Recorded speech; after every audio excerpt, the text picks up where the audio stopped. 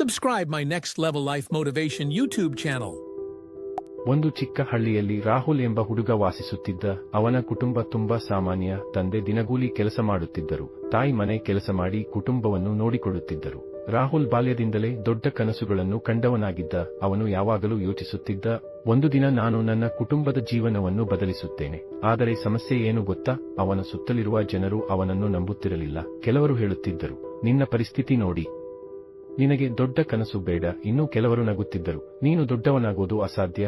ಆ ಮಾತುಗಳು ರಾಹುಲ್ ಮನಸ್ಸಿಗೆ ತುಂಬಾ ನೋವು ಕೊಡುತ್ತಿತ್ತು. ಆದರೆ ಅವನು ಯಾರಿಗೂ ಉತ್ತರ ಕೊಡಲಿಲ್ಲ. ಅವನು ತನ್ನ ಮನಸ್ಸಿನಲ್ಲಿ ಮಾತ್ರ ಒಂದು ಮಾತು ಹೇಳಿಕೊಂಡ, ಒಂದು ದಿನ ನಾನು ಸಾಧಿಸಿ ತೋರಿಸುತ್ತೇನೆ. ಕಾಲ ಕಳೆದಿತು. ರಾಹುಲ್ ತನ್ನ ಜೀವನವನ್ನು ಬದಲಿಸುವ ಒಂದು ದೊಡ್ಡ ಪರೀಕ್ಷೆಗೆ ತಯಾರಿ ಮಾಡುತ್ತಿದ್ದ.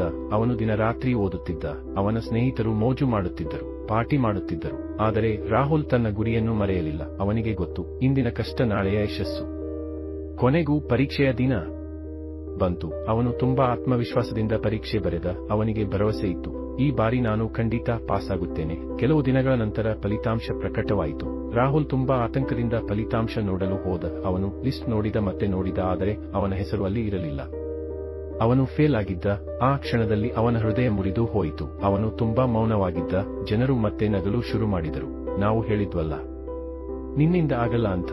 ಆ ದಿನ ರಾಹುಲ್ ಮನೆಗೆ ಬಂದು ಒಬ್ಬನೇ ಕುಳಿತ. ಅವನಿಗೆ ಅನಿಸಿತು, ನನ್ನ ಕನಸುಗಳು ಇಲ್ಲೇ ಮುಗಿದವು. ಆ ಸಮಯದಲ್ಲಿ ಅವನ ತಂದೆ ಅವನ ಬಳಿ ಬಂದರು. ಅವರು ನಿಧಾನವಾಗಿ ಹೇಳಿದರು, ಮಗನೇ, ಜೀವನದಲ್ಲಿ ಸೋಲು ಬಂದರೆ ಅದು ಅಂತ್ಯ ಅಲ್ಲ, ಅದು ನಿನ್ನನ್ನು ಇನ್ನಷ್ಟು ಬಲವಾಗಿ ಮಾಡಲು ಬಂದ ಪಾಠ. ಆ ಮಾತು ರಾಹುಲ್ ಹೃದಯಕ್ಕೆ ತುಂಬಾ ತಾಕಿತು. ಆ ರಾತ್ರಿ ಅವನು ಒಂದು ದೊಡ್ಡ ನಿರ್ಧಾರ ಮಾಡಿದ, ನಾನು ಸೋಲಿನಿಂದ ಓಡಿ ಹೋಗುವುದಿಲ್ಲ, ನಾನು ಇನ್ನೂ ಹೆಚ್ಚು ಕಷ್ಟಪಡುತ್ತೇನೆ.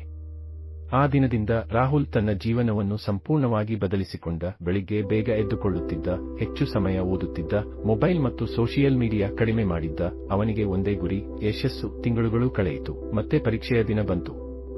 ಈ ಬಾರಿ ರಾಹುಲ್ ತುಂಬಾ ಶಾಂತವಾಗಿದ್ದ, ಯಾಕೆಂದರೆ ಅವನು ತನ್ನ ಶಕ್ತಿಗಿಂತಲೂ ಹೆಚ್ಚು ಪ್ರಯತ್ನ ಮಾಡಿ. ಕೆಲವು ದಿನಗಳ ನಂತರ ಫಲಿತಾಂಶ ಪ್ರಕಟವಾಯಿತು. ಅವನು ಮತ್ತೆ ಲಿಸ್ಟ್ ನೋಡಿದ. ಈ ಬಾರಿ ಅವನ ಹೆಸರು ಅಲ್ಲಿ ಇತ್ತು. ಅವನು ಪಾಸ್ ಆಗಿದ್ದ. ಆ ಕ್ಷಣದಲ್ಲಿ ಅವನ ಕಣ್ಣಲ್ಲಿ ಸಂತೋಷದ ಕಣ್ಣೀರು ತುಂಬಿತು. ಅವನನ್ನು ನಗುತ್ತಿದ್ದ ಜನರು ಈಗ ಅವನನ್ನು ಮೆಚ್ಚಿಕೊಳ್ಳುತ್ತಿದ್ದರು. ಕುಟುಂಬ ತುಂಬಾ ಹೆಮ್ಮೆಪಟ್ಟಿತು.